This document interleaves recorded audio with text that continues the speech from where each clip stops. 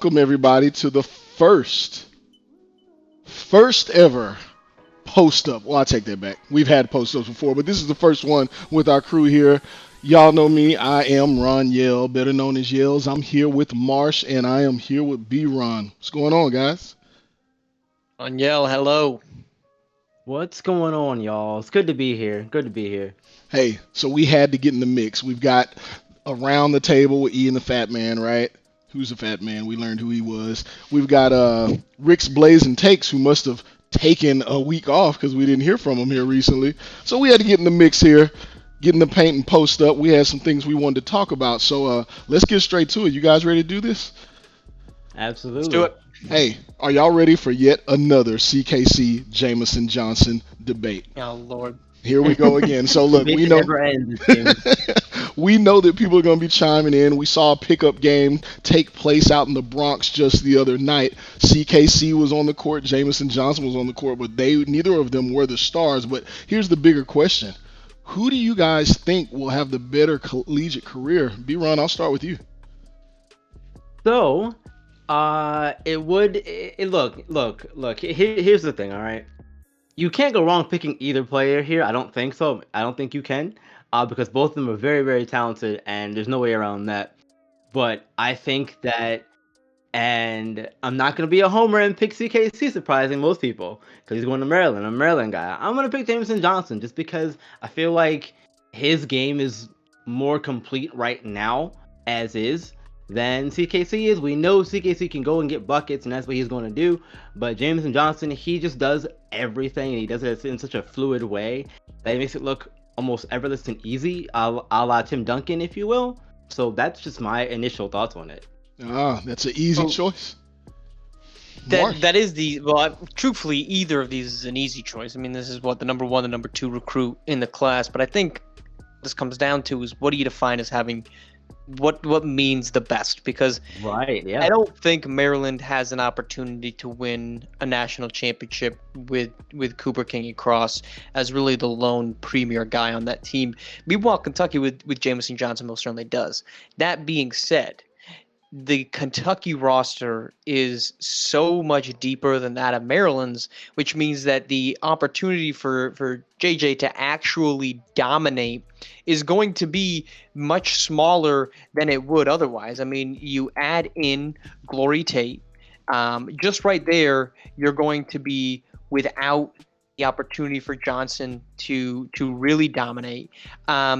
And then meanwhile, Cooper King and Cross just doesn't have that, right? It's going to be Yeah, Cooper King and true. Cross against the world every single night. So he's going to have the opportunity, efficient or not, to score 25, 30 points a game, which it seems high and probably would be, but there's really not many other choices, and Cooper King and Cross has that capability. So if we look at just purely from a scoring standpoint and statistical standpoint, I think Cooper King and Cross. If we're talking actual success on the basketball court, it's James Johnson. For the record and for the conversation, I'll actually go Cooper King and Cross because I think he's going to play well enough that actually makes Maryland a pretty fisky team, makes them a little dangerous in the Big Ten, and maybe make some noise come tournament time.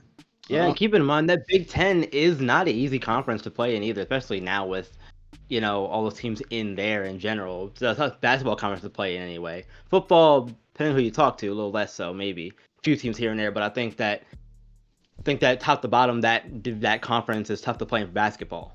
Well, look, I will be a tiebreaker here if I may, and I think I'm going to go Jamison Johnson. I like the points both of you guys brought to the table, and it is, it's an ambiguous question. Success depending on numbers or wins, but I'm a firm believer that in a game of basketball where it is more guard oriented and perimeter oriented than it has ever been, bigs still dominate and still lead the way at the collegiate level. So there you go. We've got some opinions here. Yeah, I threw mine into the hat. Let's keep it moving though. Where we went to sure. talk about some high level performers, let's talk about someone who did not perform so well. We know some of you guys, or one of you guys here, was a big fan. A lot of people were a fan. We hoped well for Bryson Summers. Bryson Summers, hot or cold, is what we have up here on the screen. Will he make a splash for the right or the wrong reasons? And Marsh, I'll start with you, with him headed out to North Carolina. What we learned about Bryson Summers was quite a lot. But if it looks like a duck, swims like a duck, Quacks like a duck. That's Quack. probably a duck. Quack. And after an entire season of Bryson Summers not living up to the high expectations and going from a top 10 recruit to not even being ranked in the top 50, as we look to UNC and the competition in the ACC only gets better, I think it's not going to be a bounce back. It's not going to be a rebound from Bryson Summers. I think we saw what he is. He's an inefficient chucker that doesn't do a good job of getting others involved, and he's not a good defender. That's going to be what I expect to see from him at UNC. And if not, he's so undersized at the point guard position that I don't know that a drastic change in his game from a philosophical or approach standpoint is really going to help him that much. So he's still got time to grow a little bit taller and that stuff, which is I think it's gonna happen at some point in time. You think anyway. You think so. This comes from all of us. It comes from the three of us. That's pretty funny. Never guarantee. As somebody who was a big fan of Summers' game in the first half of the season, I always had faith in the kid to get us back on track. Unfortunately, we saw it did not happen.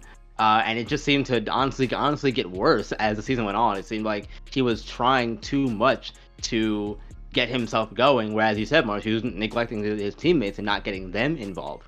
However, I would say that he is going to have a bounce back of a season. It might not be immediate, but I will say that it's going to happen, and I think it's going to be because of the competition that he's going to face in the ACC, both from his teammates in practice and from the other teams he's playing against in the conference. I think that he's going to have to have a bounce back season, or else he'll find himself either A, on the bench, or B, transfer into a smaller school where he can maybe get some playing time there, like in a D Willie situation where he goes to the Citadel or whatever. I don't know, man. He goes somewhere else and he plays there and dominates there and gets himself back on track that way. But Byron, how often have we seen a guy play so poorly for such an elongated amount of time, and then suddenly you change his location or his surroundings, and now he's the polar opposite? I mean, the reason, if you go to the NBA level,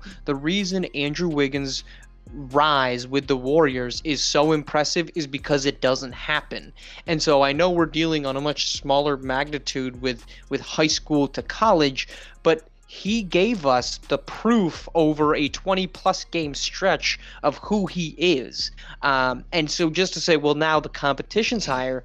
If you have to rise to your competition level to be a good basketball player, then you're not a good basketball player because you're not putting the time and the effort and the actual process into being one. You're saying, I'm going to show up, and eventually you're going to be outclassed by the ones that prep, that prepare, and that show up every single game, not only when it matters. Well, hey, I will throw this out there to your point, Marsh.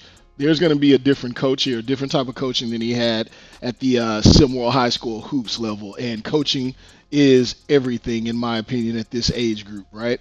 So we'll see. We shall see if Coach Hubert Davis can have an impact on him, no? Yeah, we'll have to see. We'll have to see. I'll reserve comment on this one. Let's keep the party going, though. SimWorld rebrand conversation. This is the final one. We're going to put a nail in the coffin right here. We don't have to say who had the best one. We don't have to say who had the worst one. Just simply want to hear you guys' thoughts so we can keep it moving here. Whoever wants to take this one, what are your thoughts on these SimWorld rebrands?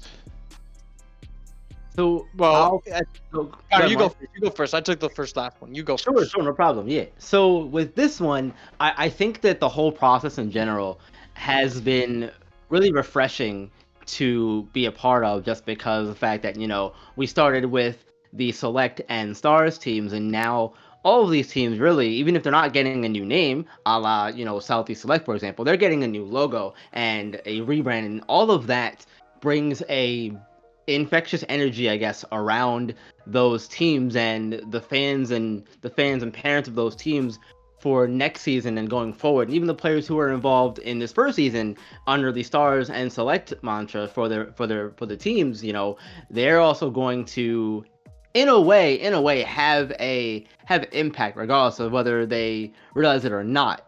So in that regard, I think it's just one of those things where it's so fun to be part of the whole process overall. Well, you did a great job of not answering the question and giving us your favorite. So I'm gonna hop in and do this for you. So I'm gonna go. I'm gonna give you a top five, and I'm not gonna dive into each of them, but I'm just gonna say the ones that I liked.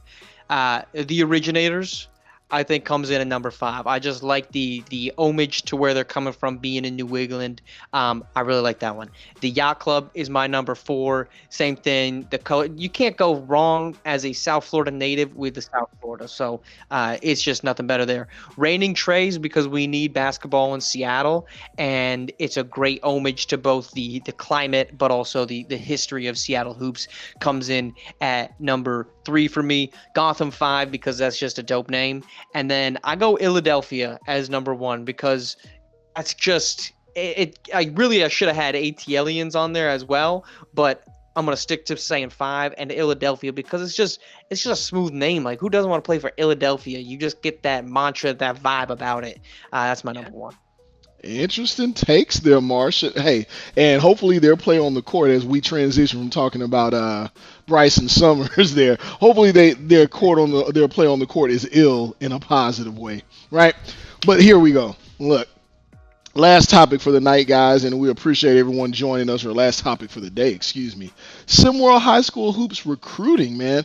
We've been hearing some stuff here. We've heard DJ Wagner, the top high school recruit, will be joining SimWorld High School Hoops. We don't know where he's headed yet. We've heard some grumblings from Bronny James. Like, I don't know. We've even heard some mentions on ESPN. Where do you think this thing is heading with SimWorld High School Hoops and players wanting to join this? B-Ron, I'll throw it your way. Yeah, sure. So I think that just in general with DJ Wagner and Bronny James talking about joining SimWorld, I think that if those two decide to join and be a part of one of these teams here, that just opens the doors for so many other potential players to come in and make their mark and be a part of something that's going to eventually be a big deal in the basketball space overall. Mm. Enough Well, said, maybe? you mentioned two big ones, Yells. I don't think it's gonna stop there. From everything I'm hearing, is that I would expect to see beyond Bronny James and DJ Wagner potentially joining SimWorld Hoops. I've heard that there's a handful of other high-profile players that have expressed an interest in joining SimWorld Hoops. Those conversations are so much in their infancy that nothing really is on the cusp of being news. But I think it speaks to the testament that it's another avenue, and I think it's a legitimate one. When you look at what rivals AAU in high school hoops, it was never going to be big baller brand basketball, whatever the hell it was that LeVar Ball put together, which was a complete sham.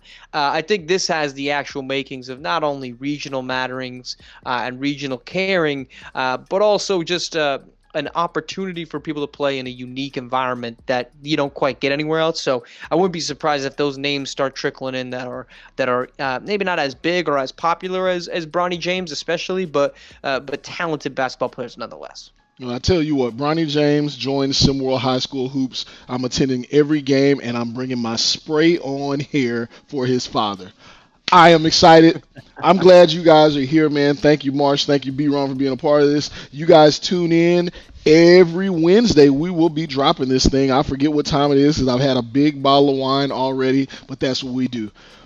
For Marsh, for B-Ron, for all the SimWorld team, SimWorld Sports team, and SimWorld High School Hoops, I'm Ronyel, and I appreciate you guys for joining. Next time, don't miss the post up.